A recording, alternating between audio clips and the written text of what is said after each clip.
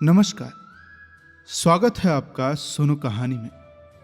आप सुन रहे हैं जेन ऑस्टिन के द्वारा लिखित उपन्यास प्राइड एंड प्रेजुडिस का हिंदी रूपांतरण, और इसे आवाज दी है मृत्युंजय मिश्रा ने। पिछले भाग में हमने सुना कि एलिजाबेथ सर विलियम लुकास के साथ मिस्टर कॉलिंस के यहाँ जाती है, यानी कि सर विलियम लुकास की बेटी के ससुराल, जहाँ रास्ते में वो जेन से भी मुलाकात करती है। उसके बाद मिस्टर कॉलिंस के यहाँ पहुँचने पर उसकी मुलाकात मिसेस कैथरीन और मिस डिबर्ग से होती है, जहाँ वो उनके साथ रोजिंग्स में लंच या डिनर भी करती है। अब आगे भाग 12। सर विलियम लुकास ने हंसफोर्ड में सिर्फ 1 हफ्ता बिताया, लेकिन यह समय काफी था उन्हें इस बात का यकीन हो जाने के लिए कि उनकी बेटी एक बेहद सुकून भरी जिंदगी जी रही है और उसे ऐसा पति और ऐसा पड़ोसी मिला है जैसा अक्सर नसीब नहीं होता। जब सर विलियम वहां थे तो मिस्टर कॉलिंस हर सुबह उन्हें अपनी गाड़ी में बिठाकर गांव की सैर पर ले जाते और उन्हें आसपास की जगहें दिखाते, लेकिन उनके जाते ही पूरा घर फिर से अपनी रोज की जिंदगी में लौट आया। एलिजाबेथ को खुशी हुई कि सर विलियम के जाने से मिस्टर कॉलिंस की मौजूदगी और ज्यादा नहीं हो गई थी। अब नाश्ते और खाने के बीच का ज्यादातर समय वो या तो बाग के काम करने, पढ़ने लिखने या फिर अपनी स्टडी की खिड़की से बाहर देखने में बिताते। वो कमरा सड़क की ओर खुलता था। महिलाओं वाला कमरा घर के पिछले हिस्से में था। शुरू में एलिजाबेथ को यह थोड़ा अजीब लगा कि शार्लेट ने रोज के इस्तेमाल के लिए डाइनिंग रूम को क्यों नहीं चुना, क्योंकि वो कमरा बड़ा था और खुला भी लगता था। लेकिन जल्दी ही उसे समझ में आ गया कि शार्लेट ने ऐसा बिल्कुल सोच समझ कर किया था। अगर वो वहां बैठते तो मिस्टर कॉलिंस शायद अपने कमरे में ज्यादा देर टिकते ही नहीं। एलिजाबेथ ने समझदारी भरे इंतजाम के लिए शार्लेट की तारीफें की। ड्राइंग रूम से सड़क की कोई झलक नहीं मिलती थी, इसलिए उन्हें जानकारी हमेशा मिस्टर कॉलिंस से मिलती कि कौन सी गाड़ी कब गुजरी और खासकर मिस डिबर्ग अपने फेटन में कितनी बार निकली। वह हर बार बड़ी तत्परता से आकर उन्हें इसकी सूचना देते, भले ये रोज क्यों ना होता हो। कभी कभी मिस डिबर्ग पर्सनेज पर रुकती और शार्लेट से कुछ मिनट बातें भी कर लेती, लेकिन गाड़ी से नीचे उतरने के लिए उन्हें मनाना करीब करीब नामुमकिन होता। ऐसा शायद ही कोई दिन जाता जब मिस्टर कॉलिंस रोजिंग्स न जाते हों और ज्यादातर मौके पर शार्लेट को भी साथ जाना पड़ता। एलिजाबेथ को यह तब तक समझ नहीं आया कि वो इतनी बार क्यों जाते हैं, जब तक उसे याद नहीं आया कि शायद भविष्य में किसी और पर्सनेज की नियुक्ति भी लेडी कैथरीन के हाथ में हो। कभी कभी लेडी कैथरीन खुद भी पर्सनेज आ जाती और अपने हर दौरे में घर की एक एक चीज और पैनी नजर डालती। वो जानना चाहती थी कि घर में क्या काम हो रहा है और फिर उस काम को किसी और तरीके से करने की सलाह देती। फर्नीचर की जमावट में गलती निकालती या फिर नौकरानी की गलती पकड़ लेती। अगर कुछ खाने पीने की चीज लेती तो लगता जैसे वो बस इसलिए ले रही हो ताकि मिसेस कॉलिंस के बनवाए मांस के टुकड़े को उनके परिवार के लिए कुछ ज्यादा बड़ा कह सके। एलिजाबेथ ने जल्दी ही समझ लिया कि भले ही लेडी कैथरीन जिले की मजिस्ट्रेट न हो, लेकिन अपने गांव में तो मानो खुद ही न्यायाधीश थी। गांव की छोटी से छोटी समस्या मिस्टर कॉलिंस उन्हें बताते रहते, और जब भी किसी झोपड़ी में कोई विवाद होता, कोई शिकायत होती या फिर कोई गरीबी से परेशान होता, तो लेडी कैथरीन खुद निकल पड़ती मामला सुलझाने, सबकी शिकायतें बंद करवाने और डांट डपट के जरिए गांव में शांति और संपन्नता लाने। रोजिंग्स में भोजन का न्योता हफ्ते में 2 बार जरूर आता और सर विलियम की गैर हाजिरी तथा शाम को सिर्फ कार्ड टेबल होने को छोड़ दें तो हर बार की दावत पहले जैसी ही होती थी। बाकी आमंत्रण कम ही होते, क्योंकि आस पड़ोस की जिंदगी मिस्टर कॉलिंस के सामर्थ्य से ऊपर थी। लेकिन एलिजाबेथ के लिए कोई घाटे की बात नहीं थी। कुल मिलाकर वो अपना समय वहां ठीक ठाक गुजार रही थी। कभी कभी शार्लेट से आधा घंटा सुखद बातचीत हो जाती और मौसम इतना अच्छा था कि बाहर टहलना बहुत सुखद अनुभव बन गया था। उसका पसंदीदा रास्ता था उस पार्क के किनारे का खुला ग्रोव, जहां एक शांत और छाया भरा पथ था, जिसे शायद सिवाय एलिजाबेथ के कोई और महत्व नहीं देता था। वहीं टहलते हुए उसे लगता कि लेडी कैथरीन की जिज्ञासु निगाहों से वो कुछ देर के लिए ही सही, लेकिन उनकी पहुंच से वो बाहर है। इस शांति भरे माहौल में एलिजाबेथ के प्रवास के पहले 2 हफ्ते जल्दी ही बीत गए ईस्टर पास आ रहा था और उसके पहले वाला हफ्ता रोजिंग्स में परिवार के एक नए सदस्य के आगमन की खबर लेकर आ रहा था और इतनी छोटी सी सोसाइटी में एक काफी महत्वपूर्ण बात थी। एलिजाबेथ को वहां पहुंचने के कुछ ही समय बाद पता चल गया था कि मिस्टर डार्सी कुछ हफ्ते के भीतर वहां आने वाले हैं। और हालांकि एलिजाबेथ की जान पहचान में बहुत कम ही लोग थे जिन्हें वो मिस्टर डार्सी से कम पसंद करती, फिर भी उनके आने से रोजिंग्स की पार्टियों में कोई नया चेहरा देखने को तो मिलेगा। और एलिजाबेथ को इस बात का भी मजा आ सकता था कि मिस बिंगले की उनके प्रति जो उम्मीदें थीं वो कितनी व्यर्थ थीं, खासकर तब जब मिस्टर डार्सी अपने उस कजिन के साथ पेश आते जिन्हें लेडी कैथरीन ने शायद उनके लिए तय कर रखा था। लेडी कैथरीन उनकी आमद की बात बड़े उत्साह से करती थी, उनकी तारीफों में कोई कसर नहीं छोड़ती थी।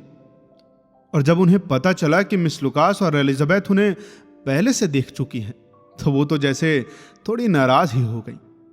उनके पहुंचने की खबर जल्द ही पर्सनेज में भी फैल गई, क्योंकि मिस्टर कॉलिंस ने पूरा सुबह हंसफोर्ड की ओर खुलते लॉजेस के सामने टहलते हुए बिताया ताकि सबसे पहले उन्हें उनके आगमन की पुष्टि मिल सके।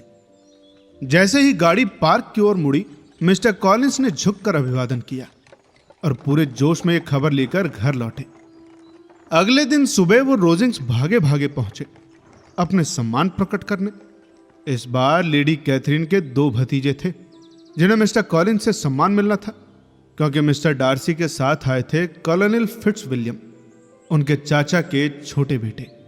और पूरे घर को तो हैरानी जब हुई जब मिस्टर कॉलिंस लौटते समय उन दोनों सज्जनों को अपने साथ ले आए। शार्लोट ने उन्हें अपने पति के कमरे से सड़क पार करते हुए देख लिया था और दौड़कर लड़कियों के पास जाकर बोली, इस सम्मान के लिए तो मैं तुम्हें धन्यवाद देती हूं एलिजा। मिस्टर डार्सी इतनी जल्दी मुझसे कभी मिलने नहीं आते अगर तुम यहां ना होती।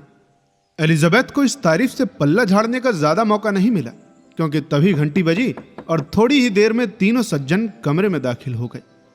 कॉलोनेल फिट्जविलियम सबसे आगे थे, उम्र कोई 30 के आसपास, चेहरा और शक्ल से कोई खास नहीं, लेकिन पूरे हाव भाव और व्यवहार में एक सच्चे सज्जन की तरह। मिस्टर डार्सी बिल्कुल वैसे ही दिखे जैसे हर्टफोर्डशायर में दिखते थे। मिसेस कॉलिंस से वही पुराने ढंग से सत्कार किया और एलिजाबेथ से मिले तो पूरे संयम और शांति के साथ, चाहे उनके मन में कुछ भी चल रहा हो। एलिजाबेथ ने भी बस झुककर अभिवादन किया और फिर कुछ कहा नहीं। कॉलोनेल फिट्जविलियम ने बातचीत की शुरुआत तुरंत ही कर दी, बड़े सहज और विनम्र अंदाज में, और उनका वार्तालाप भी बड़ा मनमोहक था। लेकिन उनके कजन मिस्टर डार्सी ने मिसेस कॉलिंस से घर और बाग बगीचे को लेकर एक हल्की सी टिप्पणी करने के बाद काफी देर तक किसी से कुछ नहीं कहा। अंततः उन्होंने एलिजाबेथ से उसके परिवार का हालचाल पूछकर अपने शिष्टाचार का कुछ तो परिचय दिया। एलिजाबेथ ने सामान्य ढंग से उत्तर दिया और फिर एक पल रुककर जोड़ा, अच्छा, क्या आप जानते हैं कि मेरी सबसे बड़ी बहन पिछले 3 महीने से टाउन में है? क्या कभी आपकी उनसे मुलाकात हुई क्या? उसे पूरा यकीन था कि मिस्टर डार्सी की जेन से कोई मुलाकात नहीं हुई थी, लेकिन वो ये देखना चाहती थी कि क्या उनके और बिंगलेस के बीच जो कुछ हुआ उसे लेकर मिस्टर डार्सी के चेहरे पर कोई झलक दिखती है क्या। और उसने महसूस किया कि जवाब देते समय मिस्टर डार्सी थोड़े असहज हो गए। उन्होंने बस इतना ही कहा कि वो इतने भाग्यशाली नहीं रहे कि मिस बेनेट से मिल पाते, और इसके बाद बात वहीं खत्म हो गई। और इसके थोड़ी ही देर बाद वो सज्जन वहां से विदा हो गए। पर्सनेज में कॉलोनेल फिट्जविलियम के व्यवहार की बहुत सराहना हुई और सभी महिलाओं को लगा कि उनकी मौजूदगी रोजिंग्स की पार्टियों में बहुत आनंद बढ़ाने वाली है। लेकिन कुछ दिन और बीत गए और वहां से कोई निमंत्रण नहीं आया। अब जाहिर सी बात है, जब घर में पहले से मेहमान हो तो नए मेहमानों की जरूरत नहीं होती। और लगभग 1 हफ्ता बीतने के बाद ईस्टर डे पर जाकर उन्हें आखिरकार बुलावा मिला। वो भी बस इतना कि चर्च से निकलते वक्त उन्हें कहा गया कि शाम को रोजिंग्स आ जाएं। पिछले 1 हफ्ते में उन्होंने लेडी कैथरीन या उनकी बेटी को बहुत कम देखा था। कॉलोनेल फिट्जविलियम 1-2 बार पर्सनेज आ चुके थे, लेकिन मिस्टर डार्सी को उन्होंने सिर्फ चर्च में ही देखा था। बुलावे को तो उन्होंने सहज रूप से स्वीकार कर लिया और तय समय पर लेडी कैथरीन के ड्राइंग रूम में जा पहुंचे।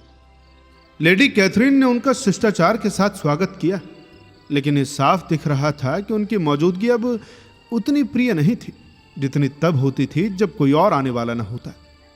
असल में वो पूरी तरह अपने भतीजों में ही व्यस्त थी। खासकर मिस्टर डार्सी से वो बाकियों की तुलना में कहीं ज्यादा बातें कर रही थी। कॉलोनल फिट्जविलियम उन्हें देखकर सच में खुश हुए। रोजिंग्स में किसी भी तरह का बदलाव उनके लिए राहत का कारण था और मिसेस कॉलिंस की प्यारी मित्र एलिजाबेथ उन्हें अब तक और भी ज्यादा पसंद आने लगी थी।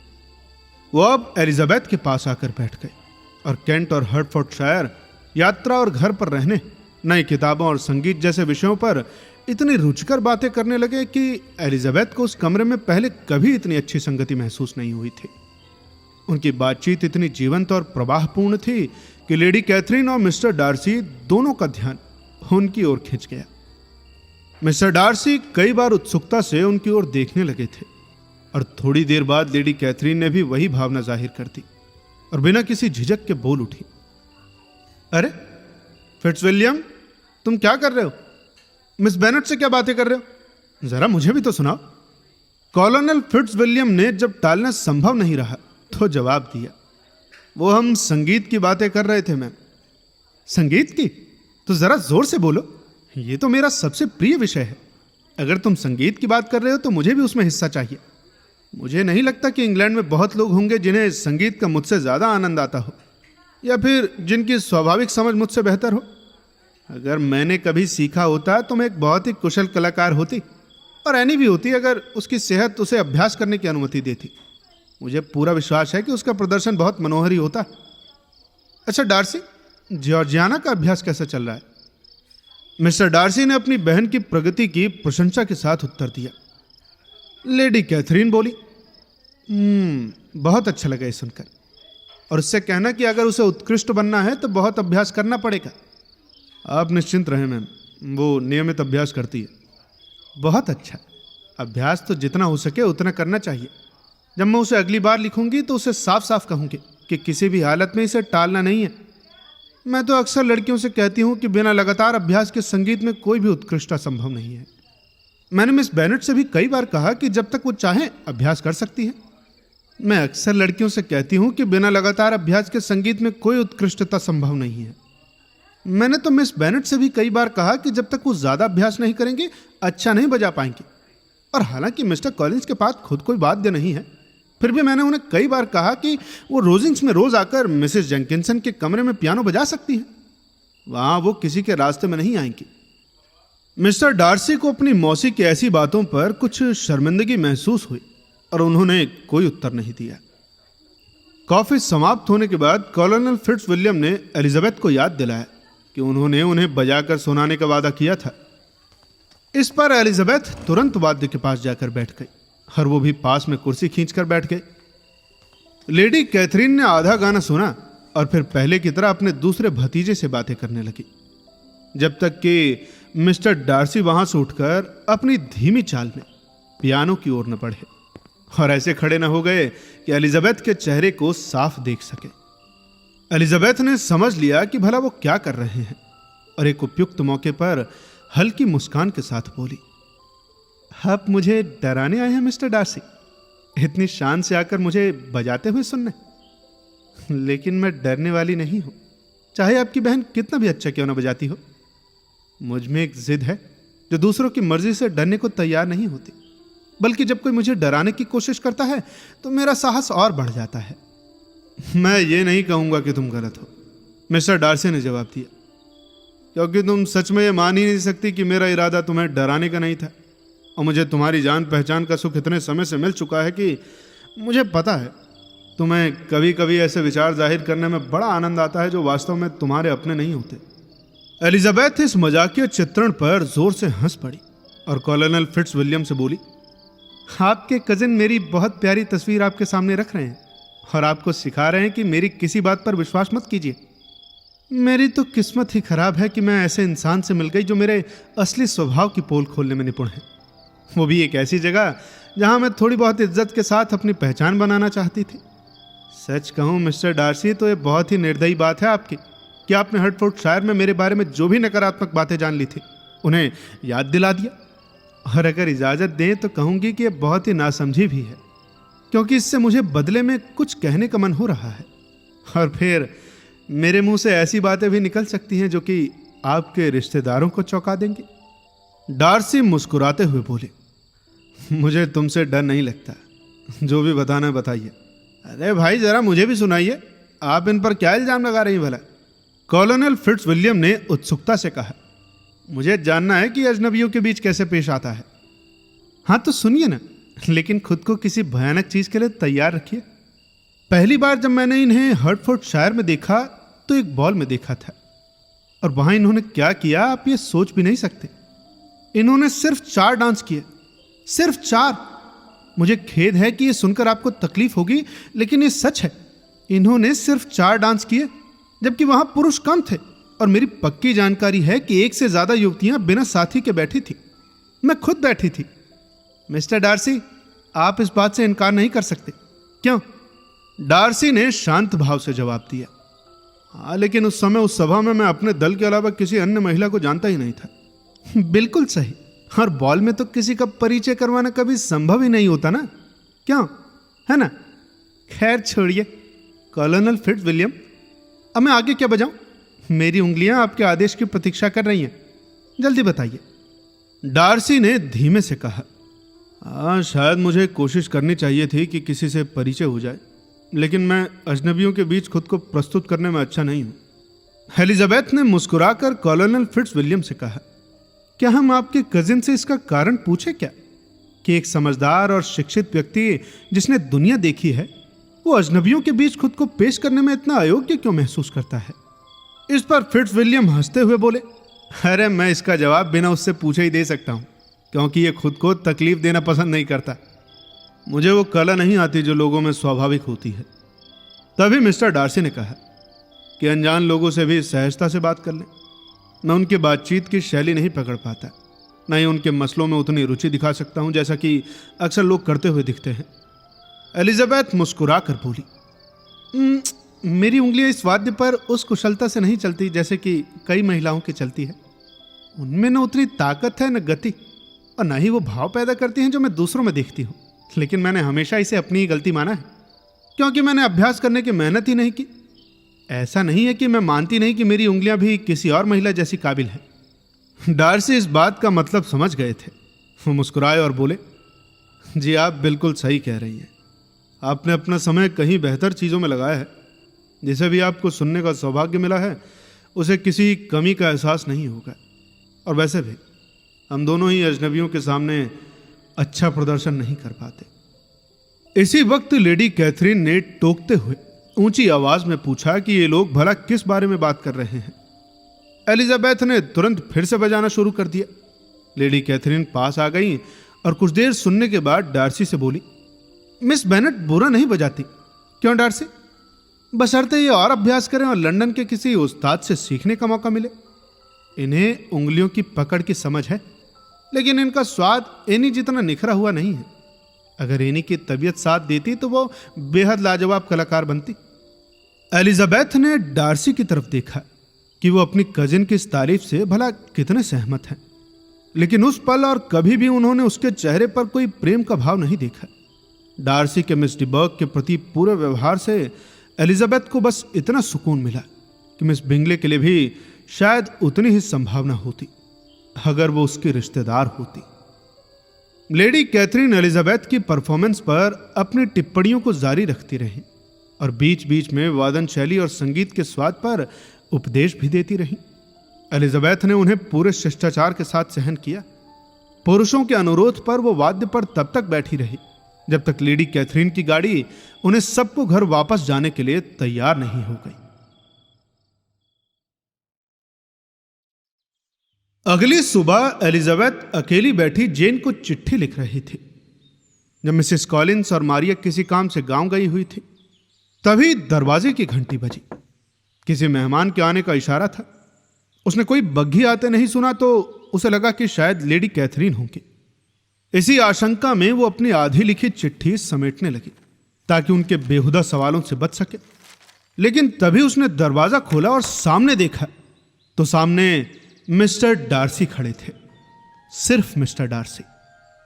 मिस्टर डार्सी भी उसे अकेला देखकर चौंक गए और माफी मांगते हुए बोले कि उन्हें लगा था कि घर में सारी महिलाएं मौजूद होंगी। खैर, दोनों बैठ गए और रोजिंग्स की खैर खबर पूछने के बाद माहौल में जैसे अजीब सी चुप्पी छा गई। कोई बात करनी तो जरूरी थी, और ऐसे में एलिजाबेथ को याद आया कि उसने डार्सी को आखिरी बार हर्टफोर्डशायर में कब देखा था। साथ ही उसे जानने की जिज्ञासा भी थी कि उन्होंने इतने अचानक नेदरफील्ड को भला क्यों छोड़ दिया था। उसने कहा, पिछले नवंबर आप सब लोग नेदरफील्ड कितनी जल्दी छोड़कर चले गए थे ना मिस्टर डार्सी। मिस्टर बिंगले के लिए तो ये बड़ी खुशी की बात रही होगी कि आप लोग उनके बाद तुरंत पहुंच गए, क्योंकि जहां तक मुझे याद है वो सिर्फ एक दिन पहले ही तो निकले थे आपसे। अच्छा, जब आपने लंदन छोड़ा तो वो और उनकी बहनें ठीक थी ना? मुझे उम्मीद है कि वो ठीक हो। जी बिल्कुल ठीक थे, शुक्रिया पूछने के लिए। एलिजाबेथ को समझ आ गया था कि इससे ज्यादा जवाब नहीं मिलने वाला। थोड़ी देर बाद उसने फिर पूछा, मुझे लगता है कि मिस्टर बिंगले अब शायद नेदरफील्ड लौटने के बारे में ज्यादा नहीं सोचते। डार्सी बोले, मैंने तो उन्हें ऐसा कहते नहीं सुना, लेकिन यह मुमकिन है कि वो आगे बहुत कम समय वहां बिताएं। उनके कई दोस्त हैं और उनकी उम्र ही ऐसी है जब दोस्ती और सामाजिक रिश्ते बढ़ते रहते हैं। एलिजाबेथ ने कुछ सोचा और थोड़ा संकोच के साथ बोली, अगर वो वहां रहेंगे ही नहीं तो बेहतर होगा कि वो जगह छोड़ दें ताकि कोई स्थायी परिवार वहां आ जाए।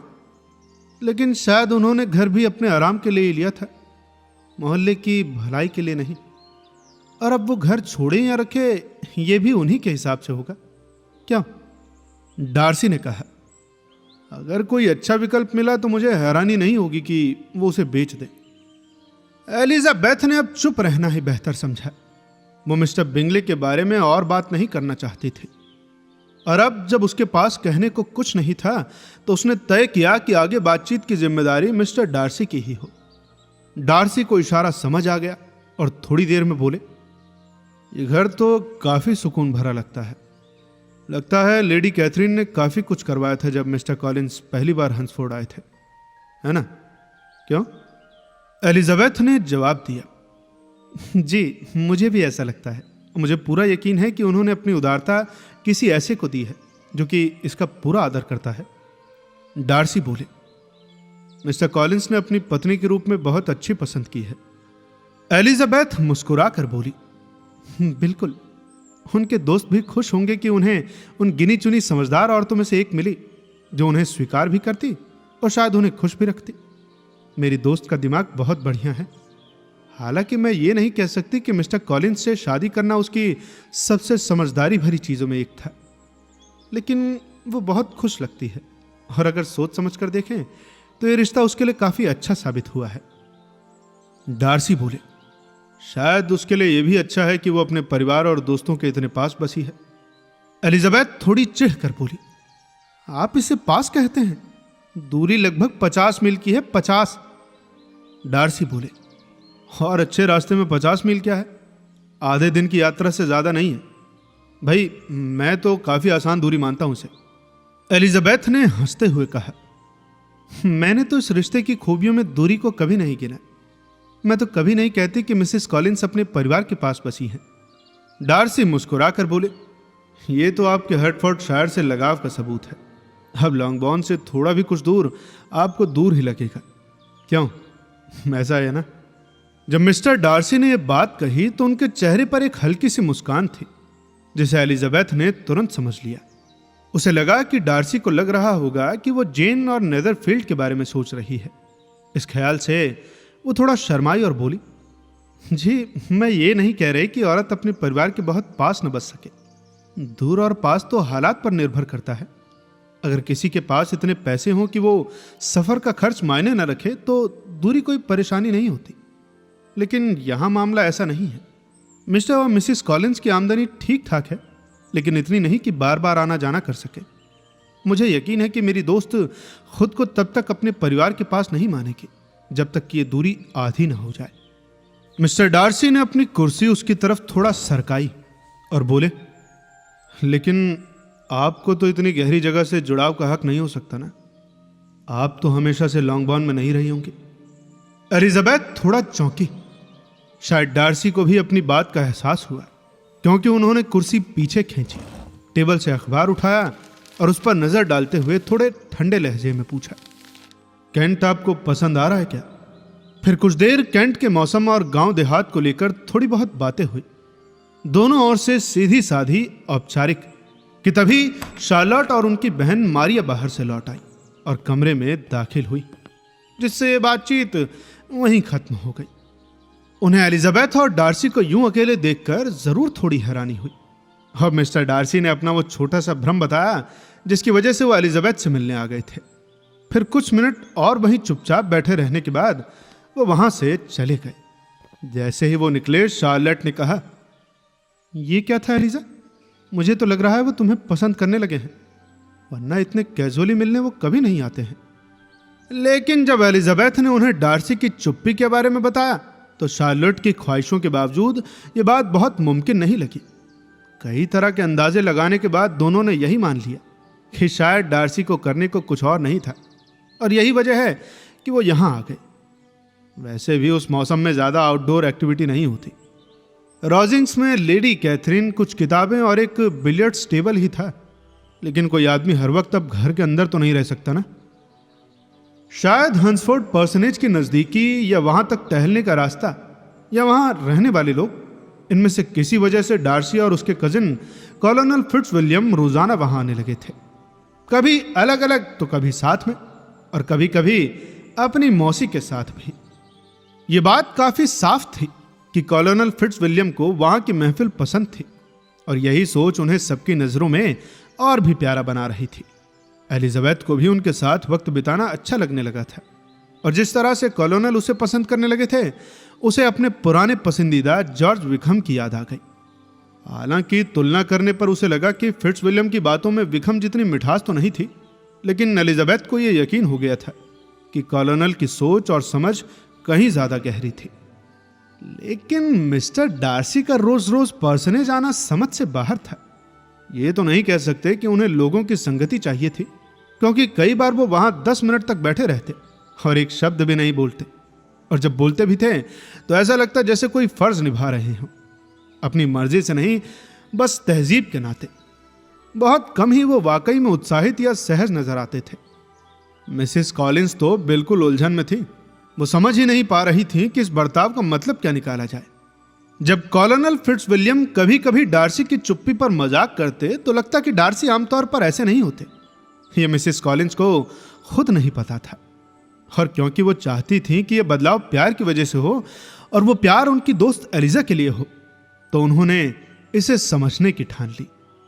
अब जब भी डार्सी रोजिंग्स में होते या पर्सनेज आते, शार्लोट उन्हें गौर से देखती थी, लेकिन कोई ठोस नतीजा नहीं निकाल पाई।